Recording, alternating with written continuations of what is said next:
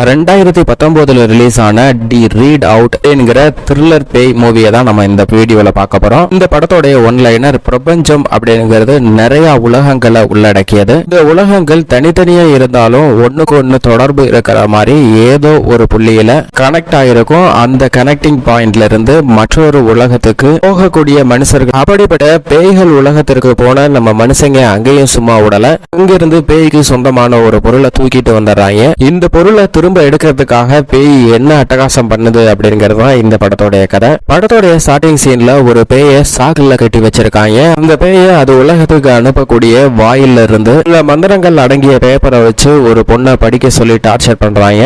அந்த பொண்ணு படிக்க மாட்டேன் அப்படின்னு அடம் பிடிக்குது. அந்த அம்மாவுக்கு ஒரு பொண்ணு இருக்கு. அந்த பொண்ணு தான் நம்ம ஹீரோயின். அந்த சாக்குக்குள்ள இருந்த பேயும் அந்த வார்த்தையில படிச்சிடாத அப்படின்னு நம்ம ஹீரோயினோட அம்மாவை எச்சரிக்க, அந்த அம்மா பாதி படிச்சுட்டு அதுக்கப்புறம் பேய் எச்சரிக்கவும் மயங்கி விழுந்து அங்கேயே இறந்துடுறாங்க. அதுக்குள்ள போலீஸ் வந்து அங்க இருந்தவங்க எல்லாரையும் அரெஸ்ட் பண்றாங்க. ஆனா அதுக்கு முன்னாடி பேயோட வாயிலிருந்து பாதி மந்திரத்தை படிக்கும் போது ஒரு பவர்ஃபுல்லான கத்தி ஒன்ன வெளியில எடுக்கிறாங்க. அதுல எக்கச்சக்கமான பவர் இருக்கும் போல. போலீஸ் வந்து அந்த குழந்தைய தூக்கிட்டு போகும்போது திடீர்னு முழிச்சுக்கிறாங்க. யாருன்னு பார்த்தா நம்ம ஹீரோயின் தான். ஸ்கூல்ல படிச்சுட்டு இருக்கும் போது தன்னுடைய சின்ன வயசுல நடந்த இந்த இன்சிடென்ட் ஞாபகம் வந்திருக்கு. நம்ம ஹீரோயினுக்கு அம்மா இல்லாததுனால என்னுடைய சொந்த சம்பாரியத்திலே படிக்கணும் அப்படின்னு பார்ட் டைமா வேலை பார்த்துக்கிட்டேன் ஸ்கூல்ல படிச்சுட்டு இருக்காங்க. அங்க டீச்சர் என்ன வான் பண்றாங்கன்னா, உன்னுடைய மார்க் ரொம்ப குறைஞ்சிக்கிட்டே போகுது, இல்லைன்னா நான் உங்க அப்பா கிட்ட கம்ப்ளைண்ட் பண்ணிடுவேன் அப்படின்னு வான் பண்ண நம்ம ஹீரோயின் ஒன்னும் பேசாம அங்கிருந்து போயிடுறாங்க.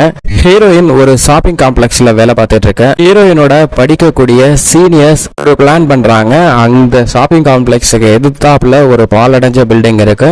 அந்த பில்டிங்க்கு போய் அங்கிருந்து லைவ் ஸ்ட்ரீம் போட்டோம் அப்படின்னா எக்கச்சக்கமான ஃபாலோவர்ஸ் கிடைப்பாங்க. நமக்கு நிறைய பணம் கிடைக்கும், பெயர் புகழ் கிடைக்கும். இதை வச்சு நம்ம பெரிய லெவல்ல செட்டில் ஆயிடலாம் அப்படின்னு சீனியர்ஸ் பிளான் பண்ண, இதை எப்படி எக்ஸிக்யூட் பண்றது அப்படின்னு பிளான் பண்ணும்போது தான் ஹீரோயினுக்கு தெரிஞ்ச ஒரு நபர் தான் அங்க செக்யூரிட்டியா இருக்காரு. அப்ப ஹீரோயினை கரெக்ட் பண்ணா அந்த இடத்துக்கு போயிடலாம் அப்படின்னு முடிவு பண்ணி, சீனியர்ல ஒரு நல்ல பையன் இருக்கான், அவன் தான் நம்ம படத்தோட ஹீரோ. அந்த பையன் நம்ம ஹீரோயினை எப்படியோ பேசி சம்மதிக்க வச்சிடறான். இப்ப எல்லாருமே அந்த பில்டிங்க்கு போகலாம், அங்கிருந்து லைவ் ஸ்ட்ரீம் போடலாம் அப்படிங்கிறது தான் இவங்களுடைய மோட்டிவ். அதே மாதிரி அங்க போயிட்டாங்க.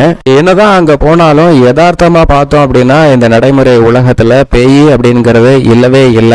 அப்போ வீடியோ த்ரில்லரா இருந்தா மட்டும்தான் ட்ரெண்டிங் ஆகும்னு அந்த குரூப்ல இருக்கக்கூடிய 2 ஃப்ரெண்ட்ஸ் வந்து பேய் மாதிரி வேஷம் போட்டுக்கிட்டோம். மீறி இருக்கவங்க அந்த பில்டிங்க்கு பிளாக் போயிருக்க மாதிரியும் த்ரில்லர் லைவ் எக்ஸ்பீரியன்ஸ் எப்படி இருக்கு அப்படிங்கறத லைவா காட்டிக்கிட்டு இருக்காங்க. அந்த 2 பேரு பேய் மாதிரி அங்கிட்டு இங்கிட்டு ஓட, அங்க என்னமோ ஓடுது, அங்க என்னவோ ஓடுது அப்படின்னு த்ரில்லிங் நல்லா எக்ஸ்பீரியன்ஸா இருந்தது. ஆனா ஒரு கட்டத்துல லைவ் ஸ்ட்ரீம் பண்ணிக்கிட்டு இருந்த பொண்ணோடைய போன்ல டவர் கட் ஆக அப்படியே லைவ் ஸ்ட்ரீம் வந்து பிரேக் ஆயிடுது. அது மட்டும் இல்லாம இந்த பேய் மாதிரி வேஷம் போட்டவங்களும் பெருசா ஒன்னும் நல்லா நடிக்க தெரியல. பேய் எப்படி த்ரில்லரா இருக்குமோ அது மாதிரி பயமுறுத்தாம அங்கிட்டும் இங்கிட்டும் ஓடிக்கிட்டே இருக்காங்க. இது செட் ஆகாது அப்படின்னு சொல்லி அந்த லைவ் அப்படியே க்ளோஸ் பண்றாங்க.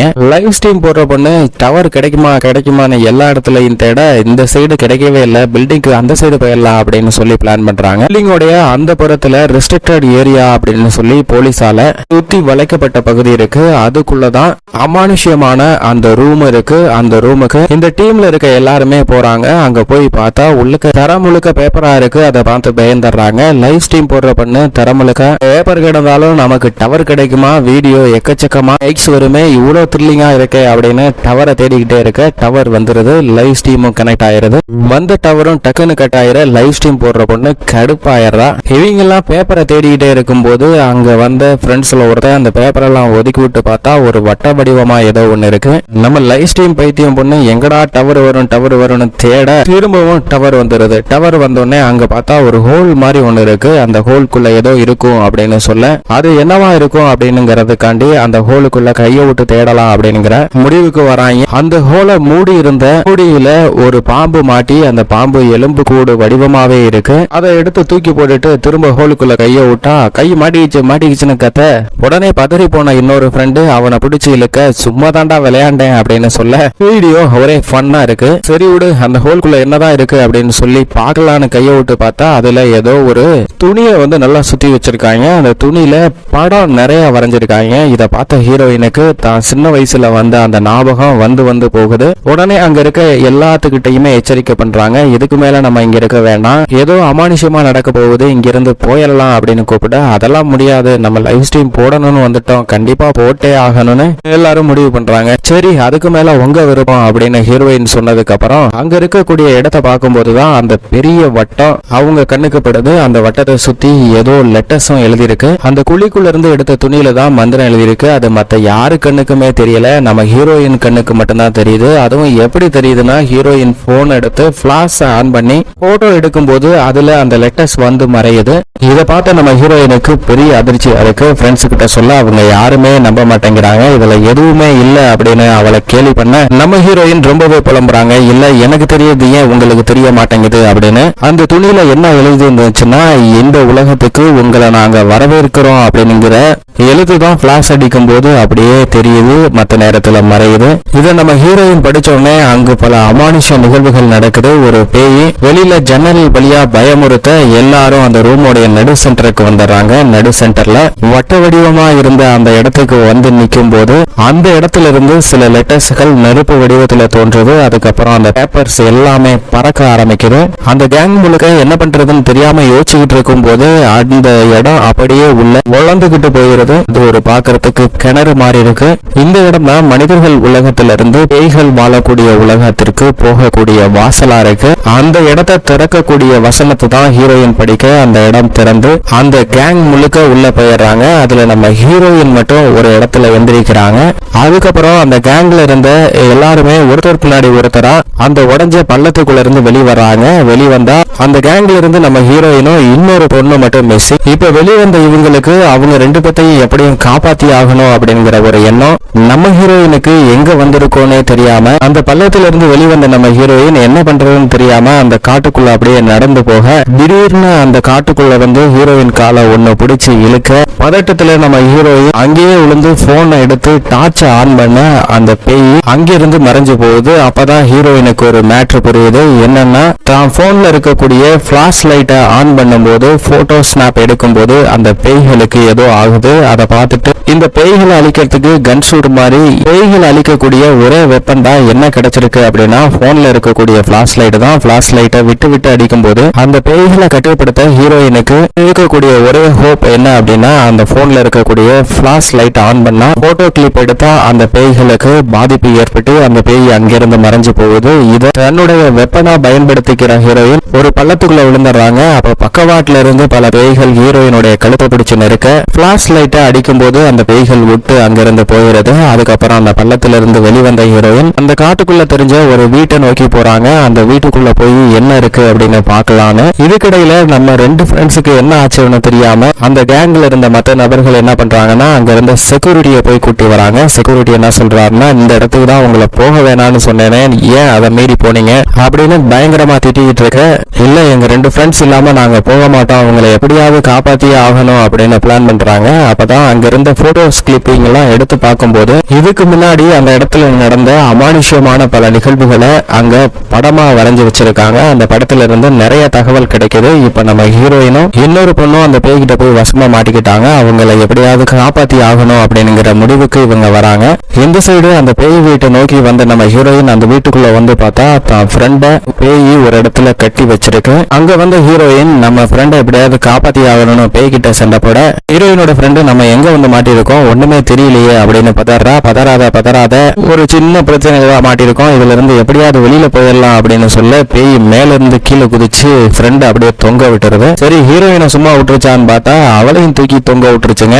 ஹீரோயினை பிடிச்சி தொங்க விட்டு சாகடிகளான கழுத்தை நெரிக்க ஹீரோயின் தான் கையில வச்சிருந்த போன்ல பிளாஷ் ஆன் பண்ணி அந்த பேயை அப்படியே விரட்டி விடுறாங்க.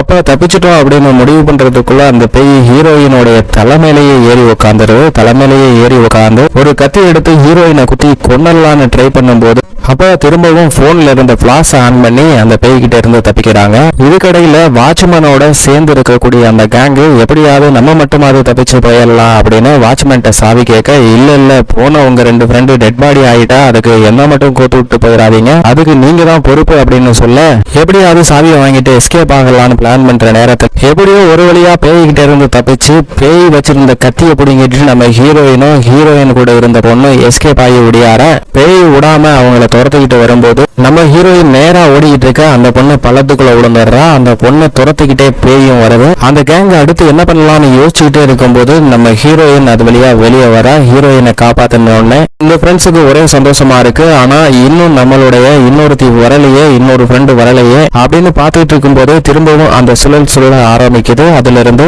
காணாம போன இன்னொருத்தியும் வந்துடுறா. எல்லாரும் பெருமூச்சு விட்டு அவளை தூக்கி காப்பாற்றும் போது என்ன இவன் சேப்பு கலர் ட்ரெஸ் போட்டிருக்கா, இந்த ட்ரெஸ் போடலையே அப்படின்னு யோசிச்சு ஆதான் தெரியுது அவக்குள்ள வந்திருக்கிறது அந்த பேய்.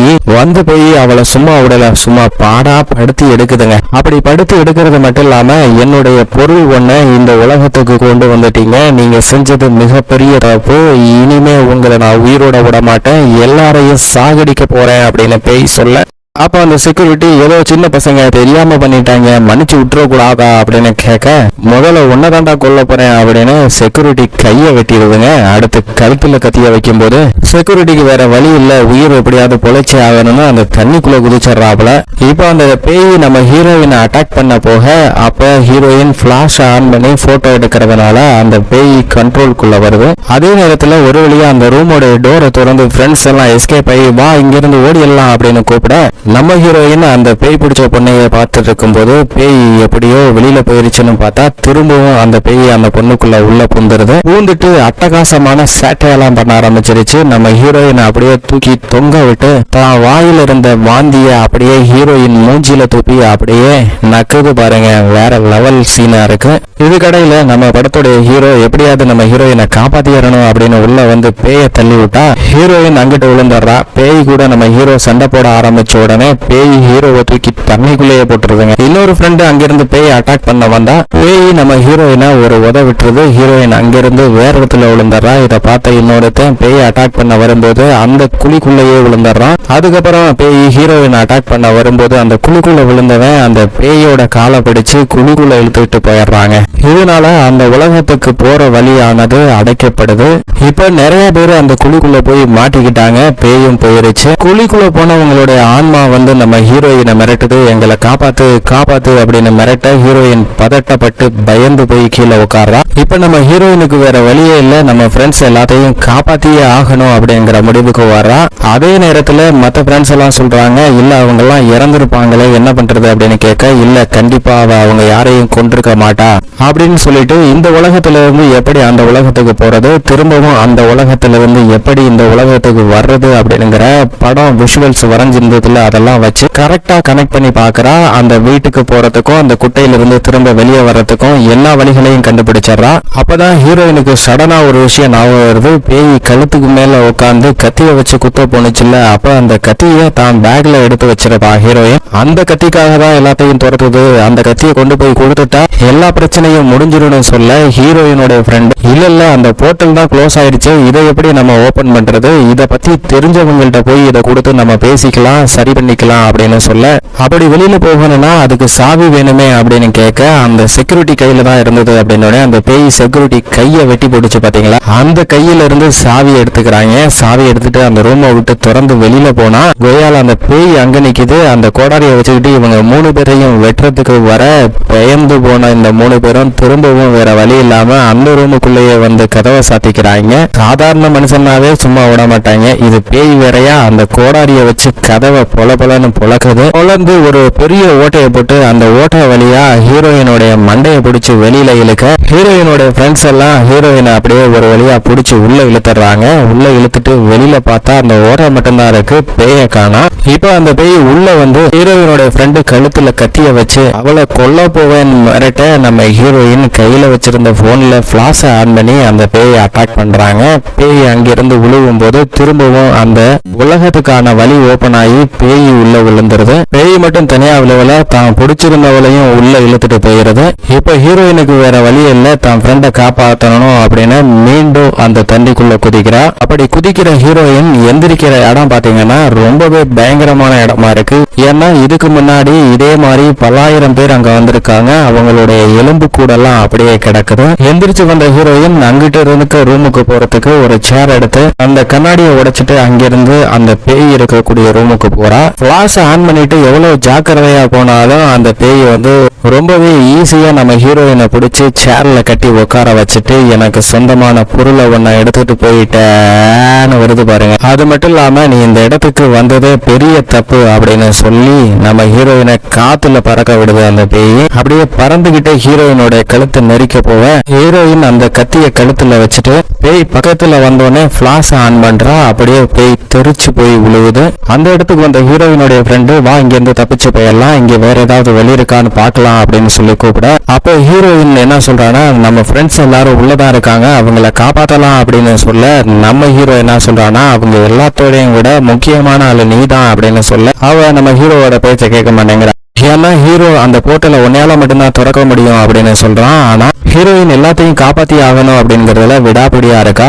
அப்பதான் ஒரு பெரிய உண்மையை சொல்றாங்க. என்னன்னா நம்ம ஹீரோயினுடைய அம்மாவை படின்னு சொல்லி டார்ச்சர் பண்ணாரு பாத்துங்க, அது வேற யாரும் இல்ல நம்ம ஹீரோவோட அப்பா தான். அப்போ மட்டும் அந்த மந்திரத்தை படிச்சிருந்தா எங்கப்பா இந்நேரம் உயிரோட இருந்திருப்பாரு அப்படின்னு சொல்லிட்டு இந்த கத்தியை கொண்டு போறதுதான் என்னோட கடமை, இதுக்கு மேல என்ன சோதிக்காத அப்படின்னு சொல்லிக்கிட்டு இருக்கும் போது அந்த குழிக்குள்ள விழுந்த எல்லா ஃப்ரெண்ட்ஸும் அங்க வந்துடுறாங்க. வாட்ச்மேன் உட்பட எல்லாரும் வந்துடவும் சந்தோஷப்படுறாங்க. ஆனா அந்த பேய் பிடிச்ச ஜெசிகா ஹீரோயினுடைய ஃப்ரெண்டு மட்டும் வரவே இல்லை.